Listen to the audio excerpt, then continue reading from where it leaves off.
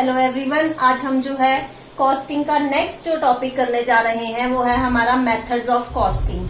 Time के साथ साथ जो है कॉस्टिंग की कई विधियां, कई मेथड्स जो है वो इंट्रोड्यूस किए गए, लेकिन इसका मतलब ये नहीं है कि एक मेथड अगर एक व्यापारिक संस्था या बिजनेस ऑर्गेनाइजेशन के लिए सही है तो वो दूसरे के लिए भी सही होगा।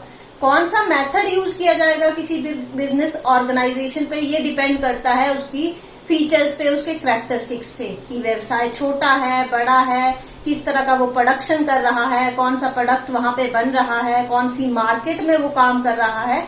इन चीजों पे जो है कॉस्टिंग मेथड डिपेंड करते हैं। तो जो मेथड ऑफ कॉस्टिंग है या कॉस्टिंग के जो मेथड्स है, विधियां हैं, उनको हम दो मेजर तौर पे जो है वो बांट सकते हैं।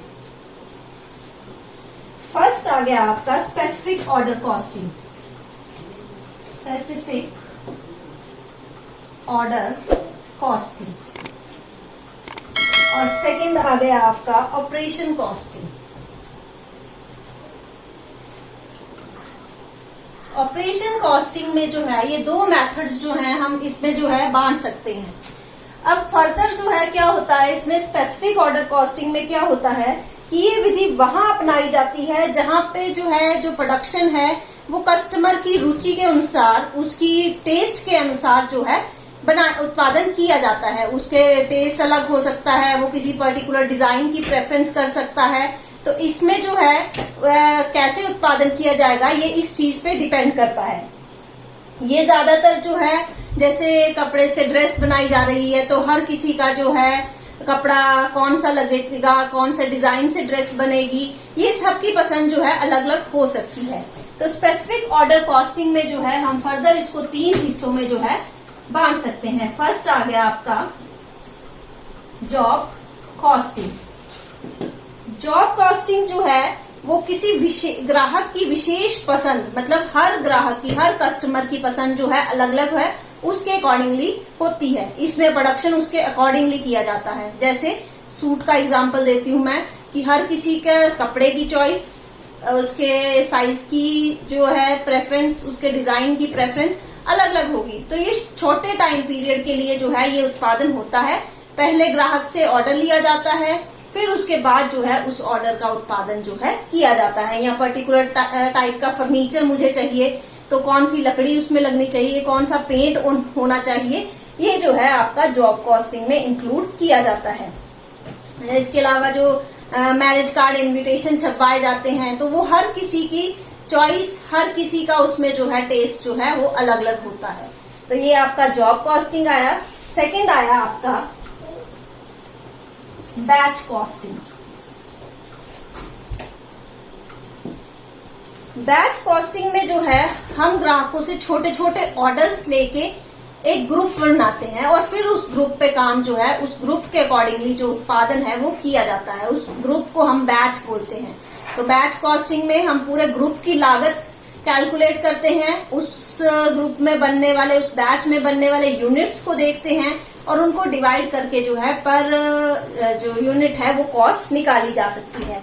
तो इसमें जो है जैसे मान लो वॉशिंग मशीन में कपड़े धोने के लिए दिए जाते हैं तो सिर्फ एक ड्रेस के लिए वॉशिंग मशीन नहीं चलाई जाएगी, बल्कि सभी से 10, 20, 25 ड्रेसेस इकट्ठी करके एक बार में ही मशीन जो है वो चलाई जाएगी, जिससे उसकी लागत जो है कम हो जाएगी। लागत भी कम होगी और काम भी जो है पूरा कंप्लीट हो जाएगा। तो उसको हम बैच कॉस्टिंग में इंक्लूड करते हैं। और लास्ट इसमें आ गया आपका कॉन्ट्रैक्ट कॉस्टिंग। कॉन्ट्रैक्ट कॉस्टिंग या ठेका लागत जो है उसको बोला जाता है जिसमें हम बड़ी इन्वेस्टमेंट के काम जो है किए जाते हैं और ज्यादातर इसमें जो काम किए जाते हैं वो फैक्ट्री से बाहर किए जाते हैं। जैसे कि निर्माण प्रकृति के कार्य जो है इसमें जो शामिल किए जाते हैं, जैसे पुल का निर्माण किया जा रहा है या फिर बिल्डिंग का निर्माण किया जा रहा है, तो वो आपका कॉन्ट्रैक्ट कॉस्टिंग में होगा। इसमें लागत भी ज्यादा होती है और काम भी कई सालों तक तो चलता रहता है। पसंद नापसंद ये भी पर्टिकुलर कस्टमर टू कस्टमर जो है वो डिपेंड करती है। इसलिए जो है हम लागत लेखांकन में इन्वेस्टमेंट ज्यादा होने की वजह से जो है इसमें जो आपकी कॉस्ट आती है वो भी ज्यादा रहती है और कॉस्ट कई सालों में जो है वो बांट दी जाती है। सेकेंड जो कॉस्टिंग मेथड आ गया वो आपका आ गया ऑपरेशन कॉस्टिंग मेथड, कि जब जो उत्पादन है वो लार्ज स्केल पे किया जाता है और सिमिलर लेवल के सिमिलर तरह के प्रोडक्ट बना दिए जाते हैं और कस्टमर के ऑर्डर का इंतजार नहीं किया जाता, बल्कि पहले से ही प्रोडक्शन करके जो है वो गोदाम में रख लिया जाता है। फिर जैसे जैसे कस्टमर उसकी डिमांड करता है हम उसके ऑर्डर को जो है पूरा करते जाते हैं। तो ये ज्यादातर जो ऑपरेशन कॉस्टिंग है इसमें प्रोसेस वाले मेथड्स जो है वो लगते हैं, जैसे शुगर प्रोडक्शन हो रही है या टेक्सटाइल मिल्स हैं आपकी, या फिर जैसे आपके कोई भी ऐसी चीज जो कि बड़े लेवल पे जिसका प्रोडक्शन जो है बड़े लेवल पे किया जाता है वो आपका जो है production costing operation costing method में इंक्लूड किया जाता है। इसमें भी आपके 3 तरह के मेथड्स जो है वो शामिल किए जाते हैं।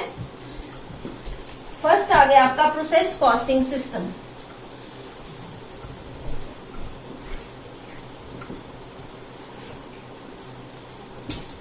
ये प्रोसेस कॉस्टिंग मैं आपको ऑलरेडी बता चुकी हूँ। इसमें क्या होता है कि कच्चे माल रॉ मटेरियल से फिनिश्ड गुड्स बनने तक जो है जो माल है उसको कई प्रोसेसेस से होके गुजरना पड़ता है।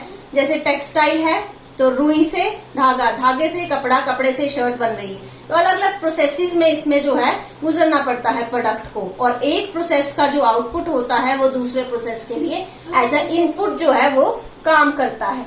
जैसे रुई से धागा बनाया गया तो धागा फर्स्ट प्रोसेस का जो है आउटपुट माना जाएगा और ये सेकेंड प्रोसेस में जब जाएगा तो वहां ये इनपुट बन जाएगा। सेकेंड इसके अंदर आ गया आपका unit costing system. Unit costing system,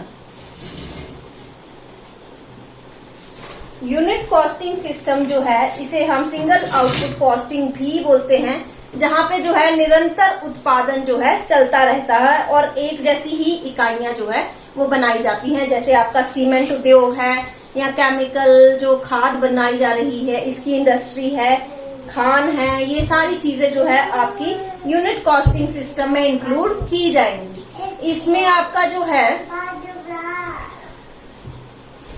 cost sheet बनाई जाती है और उसके थ्रू जो है हम जो कॉस्ट है उसका एस्टिमेशन लगाते हैं। टोटल कॉस्ट भी बताई जाती है कॉस्ट शीट में, उसके अलावा टोटल यूनिट्स भी बताए जाते हैं। तो जब हम टोटल कॉस्ट को टोटल यूनिट्स से डिवाइड कर देंगे तो पर यूनिट कॉस्ट जो है हम उसकी जान सकते हैं। और लास्ट आ गया आपका operating costing system. Operating costing system, operating costing system जो है ज्यादातर सर्विस डिपार्टमेंट्स में यूज किया जाता है, जैसे इंश्योरेंस सर्विसेज हैं, बैंकिंग सर्विसेज हैं, या आपकी हेल्थ सर्विसेज हैं, एजुकेशन सर्विसेज हैं। यहाँ पे भी जो है सेवाएं जब प्रदान की जाती हैं तो उनके बदले में लिए जाने वाले जो या उनको प्रदान करने में जो कॉस्ट आती है उसका जो है मापन किया जाता है। जैसे परिवहन, अगर ट्रांसपोर्टेशन सर्विसेज है तो बस इसकी पर यूनिट कॉस्ट कैसे निकाली जाएगी कि कितना पेट्रोल जो है एक जगह से दूसरी जगह लगा जाने के लिए हमें खर्च करना पड़ता है और बस में ऑन एन एवरेज कितने पैसेंजर जो है वो बैठ रहे हैं, तो हम उसको डिवाइड करके जो है उसकी लागत जो है निकाल सकते हैं और इसी के बेसिस पे ट्रांसपोर्टेशन में जो है हमारा किराया फिक्स किया जाता है। तो ये थे मेथड्स ऑफ कॉस्टिंग की कौन कौन सी विधियां हैं। हर विधि जो है अलग अलग तरह के उद्योग में यूज की जा सकती है। अगर इन मेथड्स में से आपको किसी भी पॉइंट में किसी तरह की प्रॉब्लम आ रही है तो आप उस पॉइंट को कमेंट सेक्शन में लिख दीजिए, मैं उस पॉइंट को जो है फिर से क्लियर कर दूंगी। Thank you.